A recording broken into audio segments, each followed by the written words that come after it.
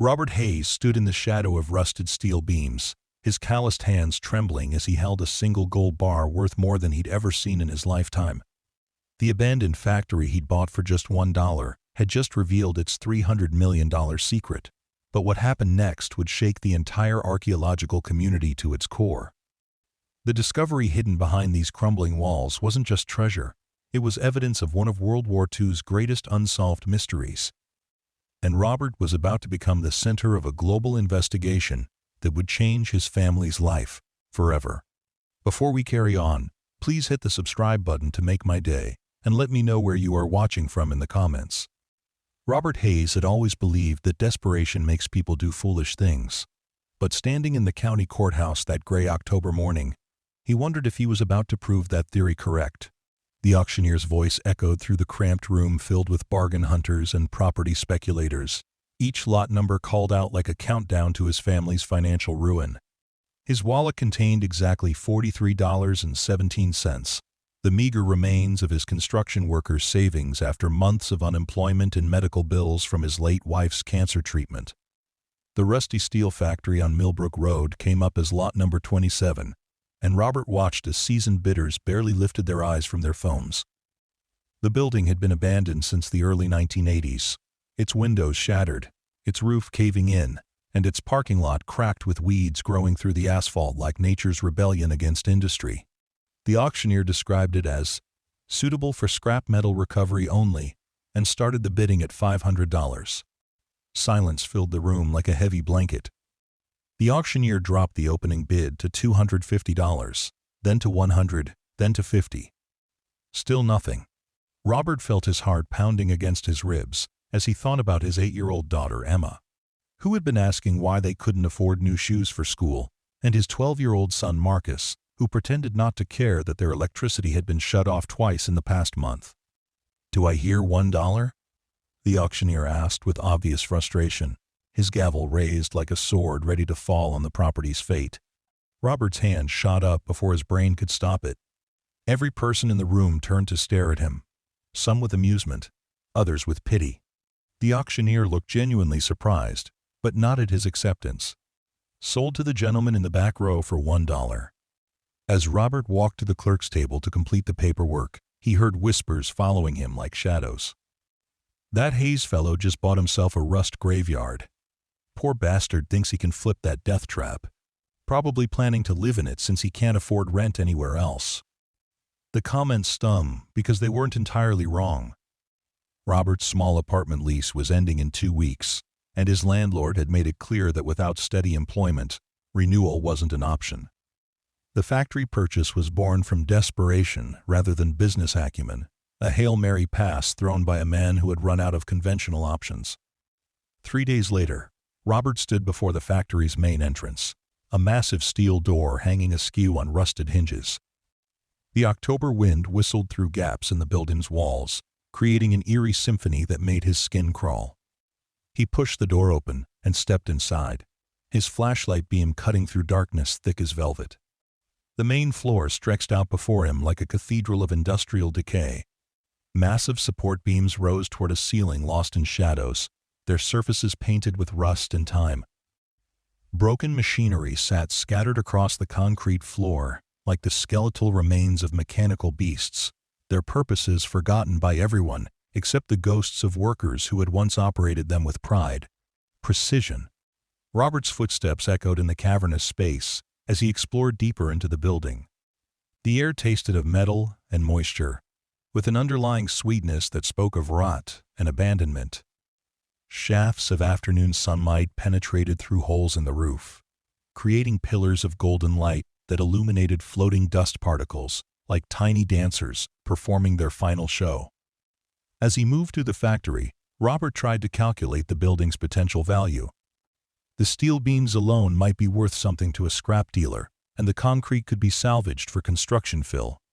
It wasn't much, but it might be enough to keep his family housed while he searched for steady work. His exploration led him to the factory's eastern wing, where the ceiling had partially collapsed, leaving twisted metal and concrete chunks scattered across the floor. The damage looked old, probably from the harsh winter of 1998, when heavy snow had crushed several abandoned buildings throughout the county. Robert climbed carefully over the debris, his flashlight revealing more of the same industrial graveyard that defined the rest of the structure. That's when the light caught something unusual. Behind a pile of fallen ceiling tiles, the wall showed an inconsistency that made Robert pause. While the rest of the factory's walls were made of concrete blocks painted industrial green, this section showed newer brickwork painted the same color but with a slightly different texture. The mortar between these bricks looked fresher, less weathered than the surrounding structure. Robert approached the wall and ran his hand across its surface. The bricks were definitely different, newer, and when he tapped them with his knuckles, the sound was hollow rather than solid.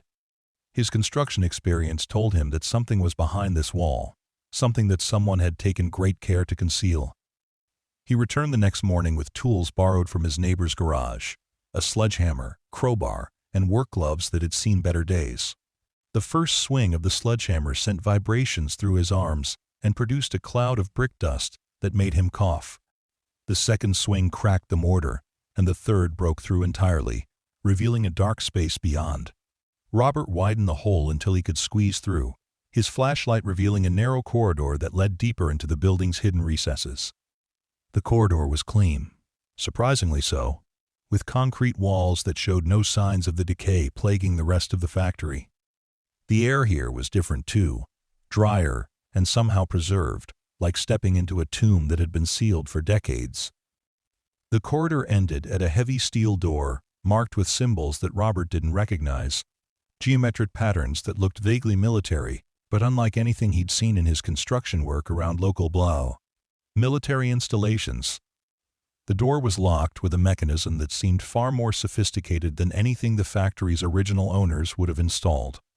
Robert examined the lock mechanism carefully, noting its precision engineering and the complete absence of rust despite the building's overall decay.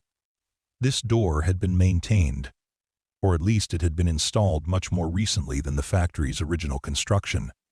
He tried the crowbar on various points around the doorframe, searching for weaknesses that might allow entry without destroying whatever lay beyond.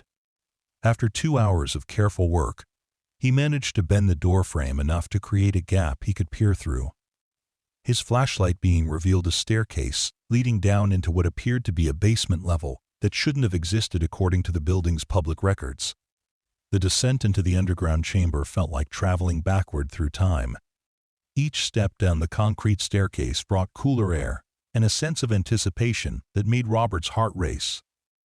At the bottom, his flashlight revealed a room that defied everything he thought he knew about the factory's history. The underground chamber was enormous, easily 50 feet by 30 feet, with a ceiling high enough that his flashlight beam barely reached it. But it was the chamber's contents that made Robert's knees weak with disbelief. Wooden crates lined the walls, stacked 3 high and marked with German text and military symbols that Robert recognized from World War II documentaries. In the center of the room sat a massive steel vault, its door standing open to reveal shelves lined with objects that glittered in the flashlight beam like stars in a midnight sky. Robert approached the vault with trembling steps, his mind struggling to process what his eyes were showing him. The shelves contained gold bars, dozens of them, each one stamped with Nazi eagles and swastikas. Below the gold SAT stacks of currency from multiple countries, some of it looking fresh despite its obvious age, other bills showing the wear of wartime circulation. But it was the paintings that truly took his breath away. Leaning against the vault's back wall were canvases in ornate frames, their surfaces protected by cloth coverings that someone had placed with obvious care. Robert lifted one of the cloths and found himself staring at a landscape painting that seemed to glow with inner light, the brushwork so masterful that he could almost feel the wind moving through the painted trees. Even with his limited knowledge of art, Robert could see that these weren't reproductions or amateur works. These paintings possessed the quality and presence of museum pieces, the kind of art that wealthy collectors fought over at exclusive auctions. He counted at least 20 paintings in the vault, each one wrapped and stored with the meticulous care of someone who understood their tremendous value. Robert's exploration of the chamber continued as his initial shock gave way to methodical investigation. The wooden crates contained industrial blueprints, their technical drawings detailing machinery and processes that looked decades ahead of their time. Some of the blueprints showed designs for jet engines. Others depicted manufacturing processes that wouldn't become standard until the 1970s or 80s. Mixed among the blueprints were documents in German, official-looking papers with stamps and signatures that suggested governmental or military origin. Robert couldn't read German, but he recognized enough symbols and formatting to understand that these documents were significant, possibly historically important, in ways he couldn't fully comprehend. As the full scope of the discovery became clear, Robert felt overwhelmed by questions he couldn't answer. How had this treasure trove ended up beneath a small-town factory? Who had hidden it here, and why?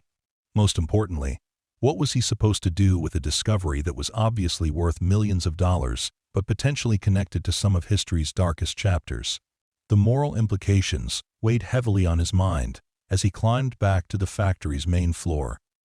If this treasure had been stolen by Nazis during World War II, then it rightfully belonged to the families and institutions from whom it had been taken. But Robert also couldn't ignore the fact that this discovery represented the solution to every financial problem his family faced, and probably enough wealth to secure his children's futures for generations. That evening, Robert sat in his small apartment kitchen, staring at his cell phone, while Emma and Marcus watched television in the living room. He had taken several photographs of the underground chamber, though the images seemed inadequate to convey the magnitude of what he had found.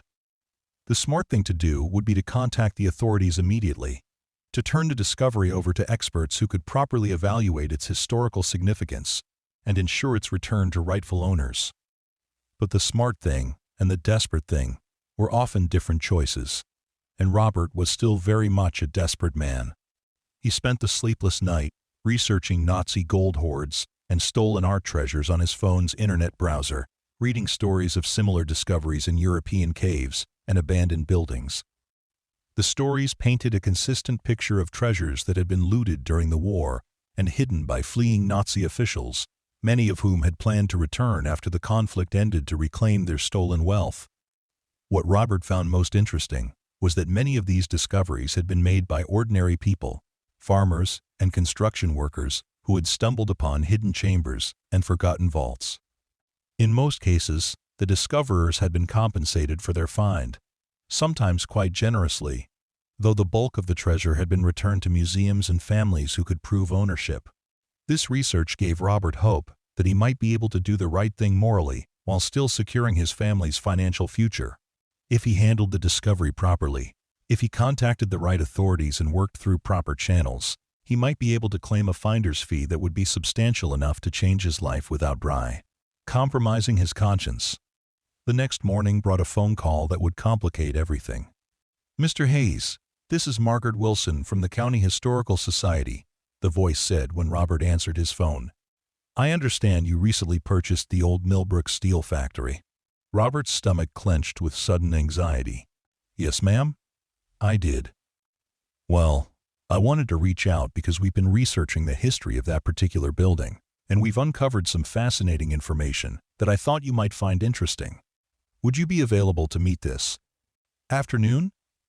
The meeting was set for 2 o'clock at the Historical Society's small office downtown, and Robert spent the intervening hours wondering how much Margaret Wilson might already know about the factory's secrets. When he arrived, he found a woman in her 60s with silver hair and sharp eyes that seemed to miss nothing. "Mr. Hayes, thank you for coming," Margaret said, gesturing for him to sit across from her desk. "I hope you don't mind me reaching out, but when I heard about your purchase, I realized you might be sitting on something quite significant from a historical perspective." Robert tried to keep his expression neutral. "What kind of significance?" Margaret opened a thick folder and removed several aged documents and photographs. During World War II, this area was home to several defense contractors who manufactured components for the war effort. But we've recently discovered that at least one local facility may have been used for we say, less conventional purposes. She spread the documents across her desk, pointing to a black and white photograph that showed the Millbrook factory as it had appeared in the 1940s. This photograph was taken by Army intelligence in 1945, just after the war ended. "Notice anything unusual about the building?" Robert studied the photograph carefully. The factory looked much the same as it did now, though obviously in better repair.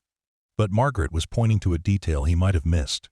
Several military trucks parked outside the building, and what appeared to be soldiers guarding the entrance. The army was using the factory? Robert asked. Not exactly, Margaret replied. According to the documents we've found, the army was investigating reports that the factory had been used as a storage facility by a network of Nazi sympathizers who had been operating in this region during the war. There were allegations that stolen goods, possibly including artwork and gold, had been moved through local facilities and hidden in secure locations. End quote. Robert felt his mouth go dry. Did they find anything? That's where the story gets interesting, Margaret said. The investigation was classified and then apparently abandoned when the lead investigator died in a car accident. The files were sealed and forgotten until a researcher found them in a box of miscellaneous army documents that were being transferred to the National Archives. End quote. Margaret leaned forward, her eyes intense. Mr. Hayes, I believe your factory may have been the primary storage location for one of the largest Nazi treasure hoards ever assembled in the United States. If I'm right, there could be historical artifacts of immense importance hidden somewhere in that building. End quote. Robert felt trapped between his desire to maintain his secret and his growing realization that the Historical Society's involvement was probably inevitable. What exactly are you asking me to do? I'd like permission to conduct a historical survey of the property, Margaret said. We have access to ground-penetrating radar and other equipment that might reveal hidden chambers or storage areas. If we find anything significant, we'll work with federal authorities to ensure proper handling and RAS documentation. The irony of the situation wasn't lost on Robert. The Historical Society was asking for permission to find what he had already discovered, and he was being offered the chance to reveal his secret through official channels rather than trying to navigate the complex legal and moral issues on his own. When would you want to start this survey? Robert asked. As soon as possible, Margaret replied. I have a team from the State University who are very excited about the project. They could be here as early as next week. Robert knew that he had reached a decision point that would determine not just his family's future, but potentially his own legal and moral standing in the community. He could continue hiding his discovery, hoping to find a way to profit from it privately, or he could reveal what he had found and trust that the system would treat him fairly. I need to think about this, Robert said finally. Can I get back to you tomorrow? Of course, Margaret replied, though Robert could see the disappointment in her eyes. But please don't wait too long. If what I suspect is true, this discovery could be one of the most significant historical finds in our state's history. That evening, Robert returned to the factory with a heavy heart and a mind full of conflicting thoughts. He descended to the underground chamber and stood among the treasures that could solve every financial problem his family faced. Treasures that could send Emma and Marcus to college, buy them a house, and provide security for the rest of their lives. But, as he looked at the Nazi symbols on the gold bars and thought about the families who had been murdered for their possessions, Robert realized that keeping this treasure would make him complicit in those historical crimes. The right thing to do was clear, even if it meant sacrificing his family's financial security. The next morning, Robert called Margaret Wilson and agreed to the historical survey. The university team arrived on a Tuesday morning that was crisp with the promise of winter. Robert watched Etain from the factory's entrance as 3 graduate students and a professor unloaded equipment that looked like something from a science fiction movie. Ground-penetrating radar units, metal detectors, and computer tablets that would map the building's hidden secrets with scientific precision. Professor David Chen, the team's leader, was a compact man in his 50s who spoke with the careful precision of someone accustomed to making important discoveries. Mr. Hayes, we really appreciate your cooperation with this project. Based on the historical documents, we're hopeful that we'll find something significant. Robert led the team through the factory, pointing out areas where he thought the search might be most productive. He had decided not to reveal his discovery immediately, wanting to see how the scientific investigation would unfold, and hoping that the official discovery would provide legal protection for his eventual claim as the finder. The ground-penetrating radar revealed the Burr underground chamber within 2 hours. This is extraordinary, Professor Chen said, staring at the radar display that showed the chamber's outline in stark detail. The cavity is much larger than we expected, and there appear to be significant metal concentrations throughout the space. Margaret Wilson, who had been following the radar operator's progress with obvious excitement, turned to Robert with shining eyes. "Mr. Hayes, I think we're about to make history." Robert nodded, his heart pounding with anxiety and anticipation. The moment of revelation was approaching, and he still wasn't certain how he would explain his prior knowledge of the chamber's contents. The team located the entrance to the underground chamber by late afternoon, though they approached the concealed wall with the methodical caution of professional archaeologists rather than Robert's sledgehammer technique.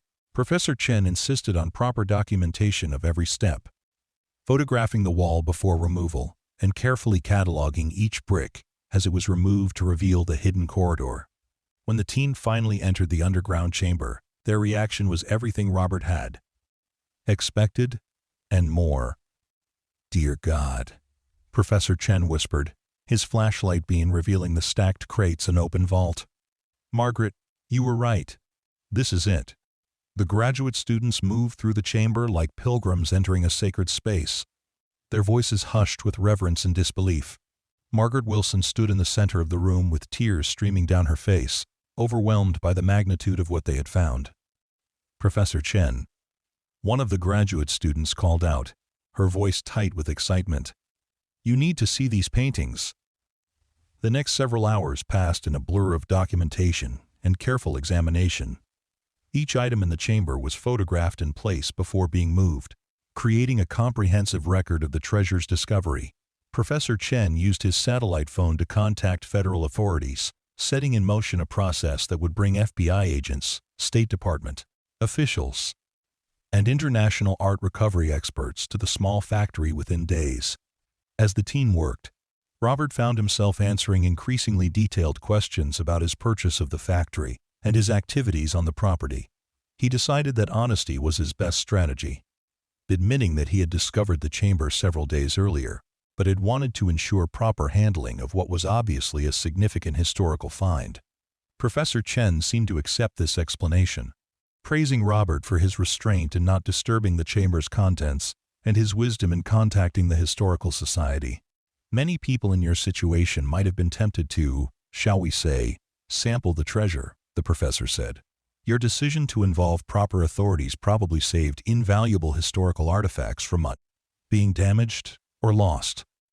The federal investigation that followed was unlike anything the small town had ever experienced. FBI agents established a command post in the factory, while art recovery experts from the State Department flew in from Washington to evaluate the paintings and documents. Local news crews were kept at a distance, but word of the discovery spread quickly through social media and internet news sites. Robert found himself at the center of a media storm he hadn't anticipated. Reporters called his phone constantly, and several news trucks parked outside his apartment building. Emma and Marcus were fascinated by the attention, but also confused by the sudden change in their father's status, from unemployed construction worker to internationally recognized treasure discoverer. The evaluation process took 3 weeks, during which Robert was required to remain available for questioning, while experts cataloged and appraised every item in the underground chamber. The paintings alone were valued at more than $150 million, including works by masters whose pieces had been stolen from museums and private collections throughout occupied Europe. The gold bullion totaled nearly 2,000 pounds, worth approximately $50 million at current market prices. But it was the industrial blueprints that proved most intriguing to government experts, detailing advanced manufacturing processes and jet engine designs that had apparently been stolen from American and British defense contractors during the war. As the investigation progressed, a clearer picture emerged of how the treasure had ended up in the Millbrook factory. According to documents found in the chamber, a network of Nazi sympathizers had operated throughout the industrial Midwest during World War II, stealing secrets and valuables that they intended to use to fund post-war Nazi activities. The network had been led by a German-American businessman named Klaus Weber, who had used his legitimate manufacturing business as cover for his intelligence activities. When the war ended, and American authorities began investigating Nazi networks, Weber had apparently hidden the treasure in the factory basement and then fled the country, possibly to South America, where many Nazi war criminals had found refuge. Weber had died in Argentina in 1973, taking the secret of the treasure's location with him. The factory had changed hands several times over the decades, but none of its subsequent owners had discovered the hidden chamber, probably because the entrance had been so expertly concealed. The legal questions surrounding Robert's claim to the treasure proved complex but ultimately favorable. Because he had purchased the property legally and had immediately involved proper authorities upon discovering the treasure, he was entitled to a substantial finder's fee under both state and federal law. The exact amount of this fee was negotiated over several months, with Robert's court-appointed attorney arguing for the maximum allowed percentage, while government lawyers sought to minimize the payout.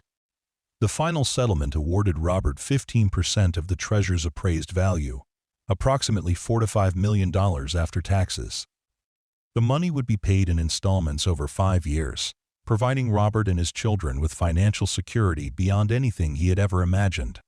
Emma and Marcus would have college funds that would cover not just their education, but graduate school and beyond.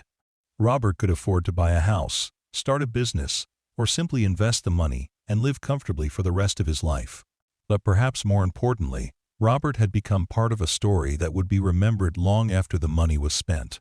The Millbrook treasure, as it came to be known, was featured in documentaries, history books, and museum exhibitions around the world. Robert found himself invited to speak at universities and historical conferences, sharing his story with audiences who were fascinated by the intersection of ordinary life and extraordinary discovery.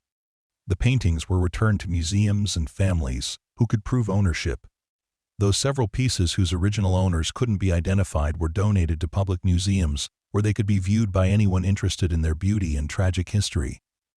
The gold was melted down and sold, with the proceeds going to Holocaust education programs and survivor support organizations. 6 months after the discovery, Robert stood in the factory that had changed his life, now empty except for the FBI evidence markers that showed where each item had been found. The underground chamber had been filled with concrete to prevent unauthorized access, though a small memorial plaque had been installed near the entrance to commemorate the discovery and honor the memory of those whose possessions had been stolen. Margaret Wilson joined him for this final visit, her earlier excitement replaced by the satisfaction of a historian who had helped solve one of the war's remaining mysteries. "Do you ever regret buying this place?" she asked. Robert considered the question carefully. His life had been completely transformed by a $1 purchase made in desperation, but the transformation had brought responsibilities and attention he hadn't expected. He was no longer just a struggling single father trying to keep his family together. He was now a public figure associated with one of the most significant historical discoveries in recent memory. "I regret that it took my family hitting rock bottom before I found this place," Robert said finally. "But I don't regret what happened after that. My kids will have opportunities I never dreamed of, and maybe some good came from all the evil that created this treasure in the first place." As they walked back to their cars, Margaret shared some news that brought the story full circle. The Historical Society had received a grant to purchase the factory and convert it into a museum dedicated to the Millbrook discovery and the broader history of Nazi activity in the American Midwest during World War II. "We'd like you to be involved in the museum's development," Margaret said. "Your story is an important part of the discovery, and we think visitors would be interested in hearing from the person who found the treasure." Robert agreed, recognizing that his role in the story wasn't ending but evolving. He would help tell the story of the discovery for years to come, ensuring that future generations understood both the historical significance of the find and the importance of doing the right thing when faced with moral complexity. A year later, Robert sat in his new house, watching Emma practice piano on an instrument they could now afford, and Marcus work on homework at a desk in his own bedroom. The finder's fee had indeed changed their lives, providing security and opportunities that seemed impossible during those dark months after his wife's death. But the real change wasn't in their bank account or living situation. The real change was in Robert's understanding of how quickly life could shift from desperation to hope, and how important it was to remain true to your values even when facing the most challenging circumstances. The rusty factory that his neighbors had mocked as worthless had indeed been his family's salvation, but not in the way anyone could have predicted. The $1 purchase had led to a $45 million windfall, but more importantly, it had led to a story of integrity and historical significance that would outlast any amount of money. As Robert tucked his children into beds, they would never have to worry about losing. He reflected on the journey that had brought them to this point. The abandoned factory had held secrets that connected them to one of history's darkest chapters. But those secrets had ultimately become the foundation for a brighter future built on truth and moral courage. The experts who had evaluated the Millbrook treasure had been speechless, not just because of its monetary value, but because of what it represented about the power of ordinary people to make extraordinary discoveries and extraordinary moral choices. Robert Hayes had bought a rusty factory for $1 and found inside it the chance to prove that doing the right thing, even when it's difficult, can change not just your own life, but the lives of people you'll never meet. The treasure was gone now, returned to its rightful owners, or donated to institutions where it could educate and inspire future generations. But the story remained, a reminder that sometimes the most worthless-looking investments can yield the most valuable returns, and that true wealth comes not from what you find, but from what you choose to do with what you've discovered. 2 years after the initial discovery, Robert received a phone call that would add another chapter to his extraordinary story. The caller introduced himself as Heinrich Müller, an elderly man living in Switzerland whose family had been searching for information about his grandfather's lost art collection for more than 7 decades. "Mr. Hayes, I hope you will forgive my English," Heinrich said in heavily accented words that carried the weight of old pain. "I have been reading about your discovery in the newspapers, and I believe some of the paintings you found belong to my family." Heinrich's grandfather had been a prominent art dealer in Vienna before the Nazi occupation, and his collection had included several pieces that matched descriptions of paintings found in the Millbrook chamber. The family had spent generations trying to trace the artwork, following leads across Europe and South America without success, until news of Robert's discovery reached them through international art recovery networks. "My grandfather hid many of his most valuable pieces when the Nazis came," Heinrich explained during their hour-long conversation. "But some paintings he could not save in time. We have documentation, photographs from before the war, that show 3 paintings matching exactly what was found in your factory." Robert felt a deep satisfaction knowing that Heinrich's family might finally recover artwork that had been stolen from them 8 decades earlier.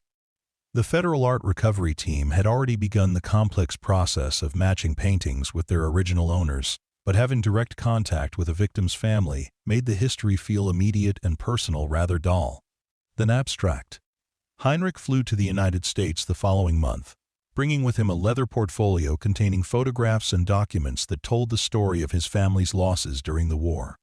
Robert met him at the FBI field office, where the Millbrook paintings were being stored pending final disposition, and watched as the elderly man identified 3 works that had hung in his grandfather's Vienna gallery. "This one," Heinrich said, pointing to a landscape painting that Robert remembered from his first night in the chamber, "was my grandfather's favorite. He used to tell me that the artist had captured not just the scene, but the feeling of standing in that particular meadow on a spring morning." The reunion between Heinrich and his family's artwork was emotional in ways that surprised Robert. Heinrich wept as he studied brushstrokes and color choices that connected him directly to his grandfather's world, a world that had been destroyed by war and hatred, but preserved, somehow, in these canvases that had survived decades of hiding. Robert learned that Heinrich's story was being repeated around the world as other families came forward to claim paintings and objects found in the Millbrook chamber. The discovery had triggered an international investigation into Nazi art theft networks, revealing connections between the American operation and similar networks that had operated in South America and Europe. The investigation led to additional discoveries that kept Robert's story in international headlines for months. Using information found in the factory documents, investigators located 2 more treasure caches in abandoned buildings across the Midwest, though neither was as large or as significant as the Millbrook find. Each discovery added new pieces to the puzzle of how Nazi sympathizers had operated within the United States during and after World War II. Robert found himself testifying before a congressional subcommittee investigating wartime collaboration and post-war Nazi networks. The hearing room was packed with journalists and historians as Robert described his discovery and explained how he had handled the complex moral questions surrounding the treasure. Congressman Bradley Peters, the subcommittee chairman, praised Robert's decision to involve authorities immediately rather than attempting to profit privately from his discovery. "Mr. Hayes represents the best of American values," Peters said during his opening statement. "When faced with temptation and financial pressure, he chose to do the right thing, and his example should inspire all of us." The congressional testimony led to new legislation strengthening protections for historical discoveries on private property and establishing clearer guidelines for compensating individuals who report significant archaeological or historical finds. The legislation became known as the Hayes Act, cementing Robert's place in American legal history alongside his role in the art recovery story. Meanwhile, Robert's personal life continued to evolve in ways he couldn't have predicted. The financial security provided by his finder's fee allowed him to pursue interests and opportunities that had been impossible during his years of economic struggle. He enrolled in history classes at the local community college, discovering a passion for World War II studies that had been sparked by his extraordinary discovery. Emma, now 10 years old, had developed an interest in art restoration after meeting several experts who had worked on the Millbrook paintings. She spent weekends at the Historical Society's new museum, learning about different painting techniques and the careful processes used to repair artwork damaged by age and improper storage. Her teacher reported that Emma's essays about the discovery showed remarkable maturity and insight for someone her age. Marcus, now 14, had become fascinated by the investigation techniques used by the FBI art recovery team.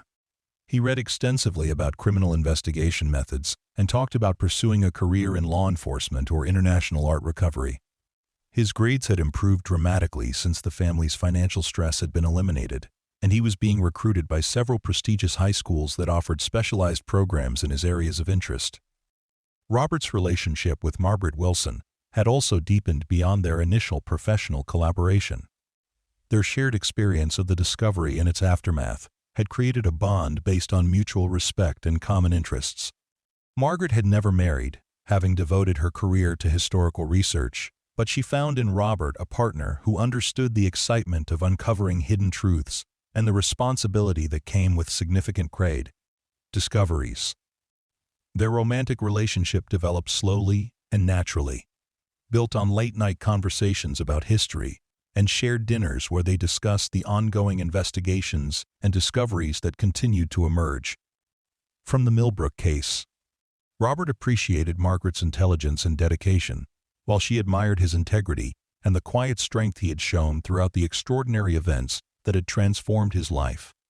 The wedding took place in the garden behind the Historical Society Museum, with Emma and Marcus serving as witnesses and Heinrich Müller flying in from Switzerland to attend the ceremony. The guest list included FBI agents, art historians, and journalists who had covered the discovery, creating an unusual but fitting celebration that reflected the unique circumstances that had brought Robert and Margaret together. The marriage brought stability and companionship to Robert's life, but it also expanded his role in the ongoing story of the Millbrook discovery. Margaret's expertise in historical research, combined with Robert's first-hand experience of the find, made them a formidable team for investigating related cases and helping other families recover stolen artwork. They established the Millbrook Foundation, a nonprofit organization dedicated to helping individuals and families recover artwork and valuables stolen during World War II. The foundation used a portion of Robert's finder's fee to fund research and investigation activities, while also providing support for other accidental discoverers who found themselves dealing with complex historical and legal questions. The foundation's first major success came when they helped locate a collection of rare books that had been stolen from a Jewish family in Prague and hidden in a Montana barn by a Nazi sympathizer who had fled Europe after the war. The books were returned to the family's descendants, and the Montana discovery led to additional finds that added to the growing understanding of how extensive Nazi theft networks had been in the United States. Robert's expertise as an accidental treasure discoverer made him a sought-after consultant for similar cases around the world. He traveled to Germany to advise a construction crew that had found a hidden room in a Berlin building, and to Argentina to help investigators explore connections between the Millbrook network and Nazi fugitives who had fled to South America after the war. Each consultation added new dimensions to Robert's understanding of how individual discoveries fit into larger historical patterns. The Berlin room contained documents that revealed additional American contacts for the Nazi network, while the Argentina investigation uncovered evidence that Klaus Weber had indeed fled to South America and had attempted to organize other Nazi fugitives for possible return to the United States. These international connections fascinated Robert and Margaret, and they began researching the global nature of Nazi theft operations for a book they planned to write together. Their research took them to archives in Washington, London, and Tel Aviv, where they pieced together a comprehensive picture of how stolen treasures had been moved around the world by networks of sympathizers and collaborators. The book project also led them to meet other families whose lives had been affected by Nazi theft operations. In Israel, they interviewed survivors who had lost everything during the war and had spent decades trying to recover family heirlooms and artwork. In London, they met with researchers who were using new technology to identify stolen artwork that had been sold through legitimate auction houses without anyone realizing its criminal origins. These meetings deepened Robert's understanding of why his decision to involve authorities had been so important. Every painting returned, every piece of jewelry recovered, every document preserved represented not just financial value, but emotional connections to lives that had been destroyed by war and hatred. His choice to sacrifice immediate financial gain for proper historical handling had helped heal wounds that had been open for 70 years. The research for their book also revealed additional aspects of the Millbrook story that hadn't emerged during the initial investigation. Documents found in European archives showed that the American Nazi network had been even more extensive than originally believed, with connections to sympathizers in major cities across the United States. Klaus Weber, the network's leader, had apparently planned to use the stolen treasure to fund post-war Nazi activities in South America and eventually to support a return to power in Germany. His death in Argentina in 1973 had ended those plans, but other members of the network had continued operating into the 1980s, moving stolen goods and helping Nazi fugitives evade capture. This information led to renewed FBI investigations that resulted in several arrests of elderly individuals who had been involved in the network's later operations. Some of these arrests led to additional recoveries of stolen artwork and documents, creating a cascade effect from Robert's original discovery that continued to produce results years after his initial find. The ongoing investigations also revealed the personal cost of involvement in Nazi networks. Several American families had been destroyed when their participation was discovered, with children and grandchildren learning that their respected family members had been involved in war crimes and theft operations. These revelations created complex moral questions about how to handle the sins of previous generations. Robert found himself counseling some of these families, helping them understand that they weren't responsible for their ancestors' actions, but that they had a responsibility to cooperate with recovery efforts. His own experience of making difficult moral choices gave him credibility when talking to people who were struggling with similar dilemmas. One particularly difficult case involved the family of a prominent businessman whose grandfather had been a key member of Weber's network. The businessman's children discovered their family's history when documents from the Millbrook investigation revealed their grandfather's role in hiding stolen artwork. The family chose to cooperate fully with authorities, even though it meant exposing their grandfather's crimes and potentially facing financial liability for his actions. Robert helped the family navigate the complex legal and emotional issues surrounding their discovery, drawing on his own experience of dealing with unexpected historical revelations. He emphasized that their choice to cooperate was helping heal historical wounds and ensuring that stolen treasures could be returned to their rightful owners. The family's cooperation led to the recovery of several additional paintings that had been hidden in their grandfather's house for decades. The paintings were returned to museums and families, and the businessman's family was praised for their courage in revealing difficult truths about their family history. These cases reinforced Robert's belief that his initial decision to involve authorities had been correct, not just legally and morally, but practically. The complex investigations that followed his discovery required resources and expertise that no individual could have provided, and the international cooperation needed to return stolen goods to their owners required government involvement at the highest levels. 3 years after his initial discovery, Robert was invited to speak at the United Nations in New York about the importance of international cooperation in recovering stolen cultural treasures. His speech to the General Assembly was broadcast worldwide and helped generate support for new international treaties governing the recovery and return of stolen artwork. "I bought a rusty factory for $1 because I was desperate," Robert told the assembled delegates.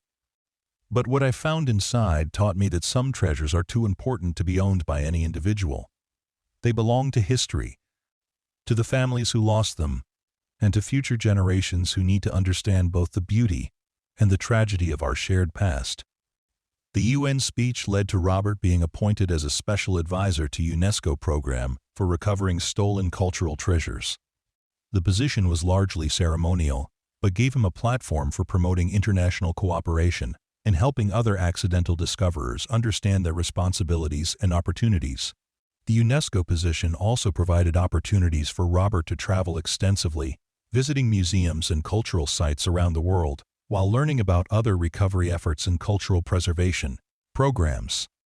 These travels enriched his understanding of how art and cultural treasures connect people across national and cultural boundaries. In Japan, he visited museums displaying artwork that had been returned by American forces after World War II, learning about efforts to preserve cultural treasures during wartime. In Egypt, he toured facilities where archaeologists were working to recover artifacts stolen during periods of political instability. Each visit added new perspectives on the challenges and rewards of cultural preservation work. The international travel also provided opportunities for Robert to meet with other individuals who had made significant historical discoveries. In England, he met a farmer who had found Roman artifacts while plowing his field. In Israel, he talked with a construction worker who had uncovered ancient scrolls during a building project. These meetings created an informal network of accidental discoverers who could share experiences and advice. Back home, the Millbrook Museum had become a major tourist attraction, drawing visitors from around the world who wanted to learn about the discovery and its historical significance. Robert served on the museum's board of directors and frequently gave talks to school groups and tour participants about his experience. The museum's exhibits had expanded beyond the original Millbrook discovery to include displays about Nazi art theft operations worldwide and the ongoing efforts to recover stolen treasures. Interactive displays allowed visitors to learn about investigation techniques and the complex legal and moral questions surrounding historical discoveries. Emma and Marcus, now teenagers, had become junior docents at the museum, sharing their father's story with visitors and explaining how the discovery had changed their family's life. Emma's interest in art restoration had led her to apply for summer internships at major museums, while Marcus was considering colleges with strong programs in criminal justice and international law. The children's involvement in the museum and their father's ongoing work had given them a unique perspective on history and moral responsibility. They understood that their father's decision to sacrifice immediate financial gain for proper historical handling had not only been the right choice morally, but had ultimately provided them with opportunities and experiences that money alone couldn't have purchased. Robert's story had also inspired other individuals to make similar choices when faced with their own discoveries. A farmer in Iowa contacted the Millbrook Foundation after finding what appeared to be stolen artwork buried on his property. A construction worker in Ohio reported discovering documents that seemed to be related to Nazi activities during the war. Each of these reports was investigated carefully, and while none led to discoveries as significant as the Millbrook find, several resulted in important recoveries and historical revelations. The network of cooperation that had developed around Robert's initial discovery continued to produce results years after the original investigation. The success of the Millbrook case had also influenced government policy regarding historical discoveries on private property. The Hayes Act had established clearer guidelines for compensating discoverers while ensuring proper handling of historically significant finds, and similar legislation had been adopted by several other countries. Legal scholars studying the Millbrook case noted that Robert's approach of involving authorities immediately while maintaining his rights as the discoverer had created a model that balanced individual interests with, quote, historical preservation needs. His example had demonstrated that doing the right thing and protecting one's own interests weren't necessarily conflicting goals. As Robert approached his 5th anniversary of the discovery, he reflected on how completely his life had changed since that desperate morning at the county auction.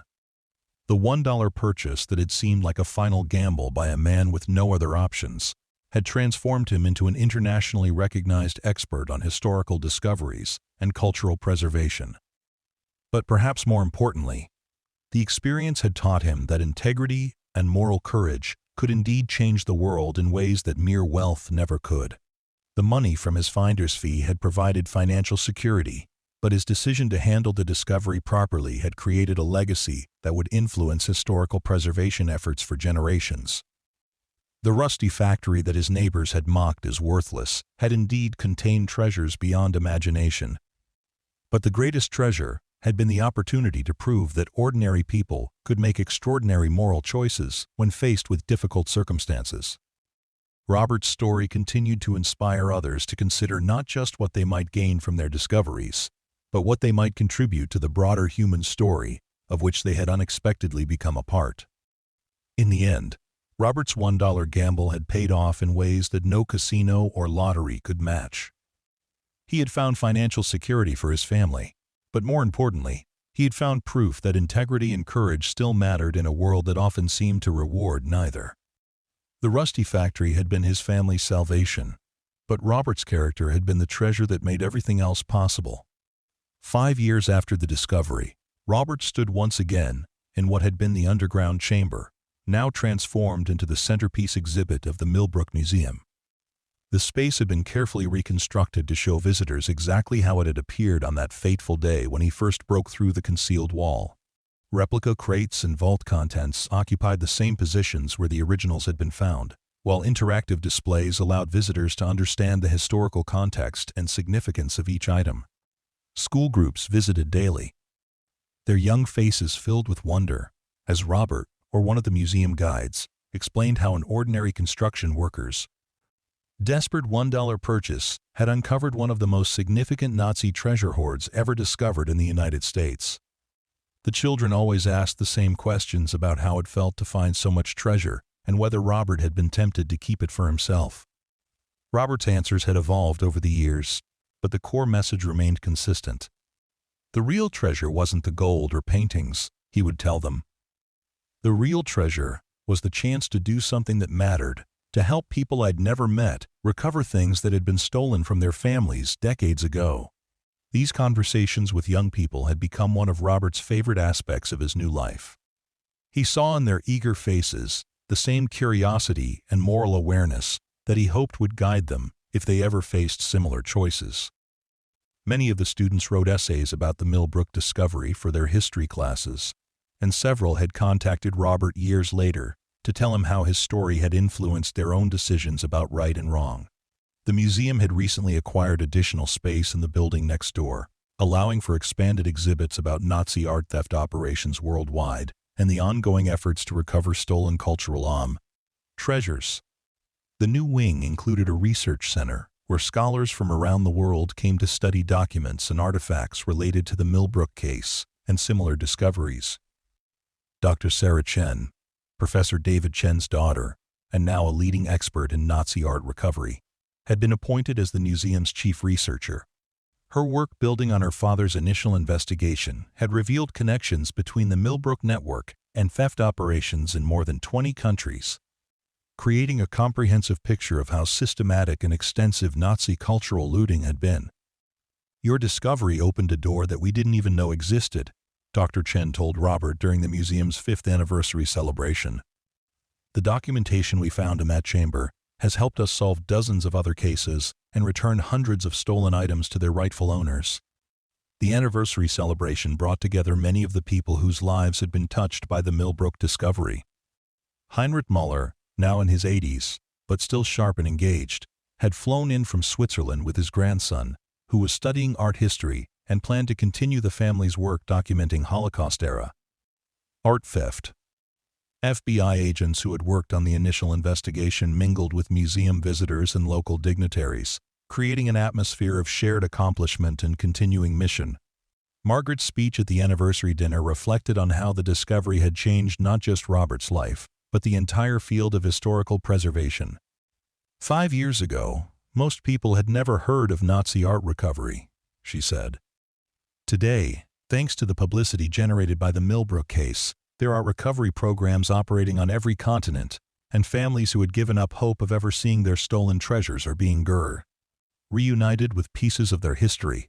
The publicity had indeed been extraordinary and sustained.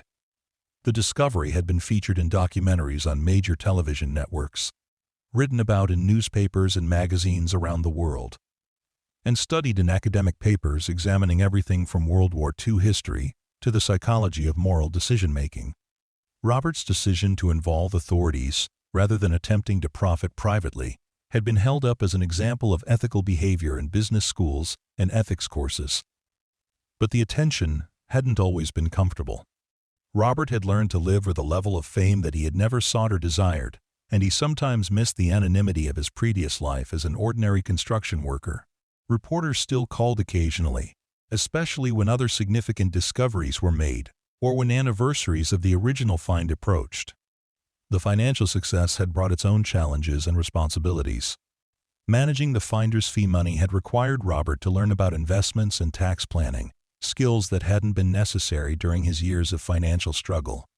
He had hired professional advisors and established trust funds for Emma and Marcus, but he maintained personal control over major financial decisions and charitable giving. The Millbrook Foundation had grown into a significant organization with a staff of 12 and an annual budget of several $1 million. The foundation's work had expanded beyond art recovery to include educational programs, historical research grants, and support for other accidental discoverers who found themselves dealing with complex tax, legal, and moral questions. The foundation's most recent success involved helping a family in California who had discovered their grandfather's involvement in hiding stolen artwork during the war. Unlike the difficult cases where families had to confront ancestors' participation in Nazi networks, this case involved a grandfather who had been secretly helping Jewish families hide their valuables from Nazi theft. The family's cooperation led to the return of several important pieces to their original owners, and their grandfather was posthumously recognized as a righteous Gentile by Holocaust memorial organizations. Emma, now 15 and a sophomore in high school, had decided to pursue a career in museum curation with a specialization in art recovery. Her summer internships at major museums had given her practical experience in the field, and she was already being recruited by college programs that offered specialized training in cultural preservation and, historical research. Her essays about growing up as the daughter of the Millbrook discoverer had been published in several museum journals and youth publications. Marcus, now 17, and a high school senior, had been accepted to several prestigious universities where he planned to study international law with a focus on cultural property recovery. His senior thesis examined the legal precedents established by the Millbrook case and their influence on international treaties governing stolen cultural property. Several law professors had encouraged him to consider academic research in addition to practical legal work. Both children had maintained a mature perspective on their family's extraordinary experience, understanding that their opportunities came with responsibilities to continue their father's work in whatever careers they eventually chose. They had grown up attending museum events, meeting Holocaust survivors, and hearing stories about the importance of recovering stolen cultural treasures, experiences that had shaped their worldview in fundamental ways. Robert's relationship with Margaret had deepened into a partnership that extended far beyond their personal marriage into their professional collaboration. Their book about Nazi art theft networks had become a standard reference work in the field, translated into 12 languages and used in university courses around the world. They were already planning a follow-up volume that would examine more recent discoveries and the evolving techniques used to identify and recover stolen artwork. The success of their collaborative work had led to invitations to lecture at conferences and universities throughout the United States and Europe. Robert had initially been nervous about public speaking, but he had discovered that his authentic, straightforward approach resonated with audiences who appreciated hearing from someone who had lived through an extraordinary experience rather than just studying it academically. Their most recent speaking engagement had been at Oxford University, where they addressed a conference of international legal experts working on cultural property recovery. The audience included government officials, museum directors, and law enforcement personnel from more than 30 countries, all working to develop better systems for identifying and returning stolen cultural treasures. During the Oxford conference, Robert met with representatives from newly established art recovery programs in Eastern European countries that had been occupied by Nazi Germany. These programs were using techniques and legal precedents developed during the Millbrook investigation to pursue their own recovery efforts, creating a network of international cooperation that continued to expand by years after his initial discovery. The global impact of the Millbrook case had exceeded everyone's expectations, including the experts who had initially evaluated the discovery. What had begun as a desperate man's $1 purchase of an abandoned factory had evolved into an international movement that had helped hundreds of families recover stolen treasures and had influenced government policies in dozens of countries. Robert often reflected on the randomness of events that had led to his discovery. If the county auction had been held on a different day, if he had arrived a few minutes later, if the auctioneer had been less willing to accept such a low bid, the treasure might have remained hidden indefinitely. The chain of coincidences that had brought him to that moment seemed almost impossibly unlikely, yet they had happened, changing not just his life, but the lives of countless other people around the world. The philosophical implications of these coincidences fascinated Robert, particularly during quiet moments when he considered how different his life might have been if he had made different choices at key moments. The decision to raise his hand at the auction, the choice to explore the factory thoroughly despite its dangerous condition, the moral choice to involve authorities rather than attempting to profit privately. Each decision had created consequences that continued to ripple outward years later. During a recent interview with a documentary filmmaker who was creating a 10-year retrospective on the discovery, Robert was asked whether he believed in fate or destiny. His answer reflected the thoughtful perspective he had developed through years of dealing with the extraordinary consequences of that $1 purchase. "I think we all face moments where our choices matter more than we realize at the time," Robert said. "I don't know if buying that factory was destiny, but I know that what I did after I found the treasure was a choice. And that choice led to good things happening for a lot of people. Maybe that's what destiny really is, not some predetermined path, but the opportunity to make choices that create good outcomes, even when you can't see all the consequences." The documentary, scheduled to air on the 10th anniversary of the discovery, would examine not just the original find, but its continuing impact on international art recovery efforts. The filmmaker had interviewed dozens of people whose lives had been affected by the discovery. From Heinrich Muller and other family members who had recovered stolen artwork, to FBI agents and legal experts who had developed new techniques and procedures based on the Millbrook case. As Robert prepared for the 10th anniversary of his discovery, he found himself thinking not about the past, but about the future. The Millbrook Foundation was planning several new initiatives, including an educational program that would teach high school students about the importance of cultural preservation and ethical decision-making. Emma and Marcus would both be in college by then, pursuing their own careers in fields influenced by their father's experience. The museum was planning a major expansion that would include a research library and conference center where scholars from around the world could collaborate on art recovery projects. The expansion would be funded partly by proceeds from Robert's finder's fee, ensuring that his original discovery would continue generating benefits for future generations of researchers and recovery specialists. Robert's own role was evolving as well. He was considering writing a memoir that would focus not on the discovery itself, which had been thoroughly documented, but on the personal and moral journey of learning to live with the consequences of an extraordinary find. Publishers had been approaching him for years about such a book, but he had wanted to wait until enough time had passed to provide perspective on the long-term effects of his choices. The memoir would explore questions that had occupied his thoughts throughout the years since the discovery. How do ordinary people handle extraordinary circumstances? What responsibilities come with accidental discoveries that have historical significance? How can individuals balance their own interests with broader moral obligations?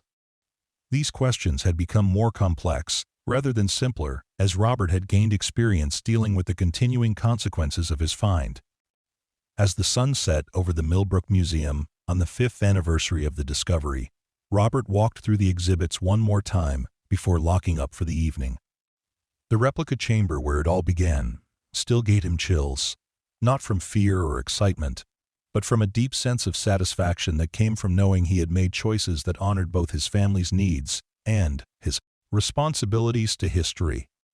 The rusty factory that his neighbors had mocked as a worthless purchase had become the foundation for a life of purpose and meaning that he could never have imagined during those desperate months before the auction. The $1 investment had returned not just financial wealth, but the far more valuable treasure of knowing that his actions had made a positive difference in the world. Standing in the museum that bore his name, surrounded by exhibits that told the story of his discovery and its continuing impact, Robert understood that the real treasure had never been the gold or paintings hidden in the Seppertom underground chamber. The real treasure had been the opportunity to prove that integrity and moral courage could triumph over desperation and fear, and that ordinary people could make extraordinary contributions to the human story when they chose to do what was right rather than what was easy.